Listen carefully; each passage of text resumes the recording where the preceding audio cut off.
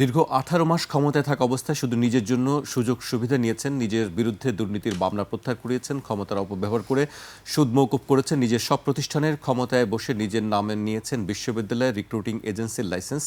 বিদায়ের আগেও নিজের জন্য রাষ্ট্রীয় সুযোগ সুবিধা নিতে ভোলেননি ডক্টর মোহাম্মদ ইউনূস।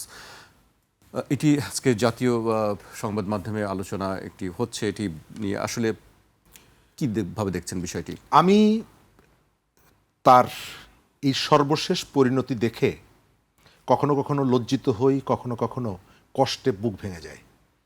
এমন একজন মানুষ আমাদের এই দেশে জন্মগ্রহণ করেছিলেন, যিনি আমাদের আলো দেওয়ার কথা, অথচ ব্যক্তি স্বার্থ, লোভ, এই জায়গাটায় তিনি কোনো কিছুর ঊর্ধ্বে উঠতে পারলেন না।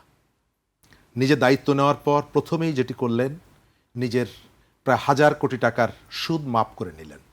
উনি এলেন, উনি নিজে নিলেন এবং যাওয়ার সময় চলে গেলেন। স্বার্থপরতা, লোভের একেবারে চূড়ান্ত একজন উদাহরণ দেওয়া যায় ডক্টর ইউনূসকে। তার যে বাংলাদেশের মানুষের জন্য যত কিছু করার সুযোগটা ছিল, তিনি কিছুই করেননি। আমরা জানতাম তিনি দায়িত্ব গ্রহণ করলে সারা পৃথিবী আমাদের কাছে আসবে, আমাদের সাথে তাদের সংযোগ তৈরি হবে, আমাদের ব্যবসা বাণিজ্য থেকে শুরু করে অনেক রকমের সাপোর্ট আমরা পাব। কিন্তু তিনি হয় একটা মাকাল ফল, অথবা তিনি এই দেশকে ওন করেন না।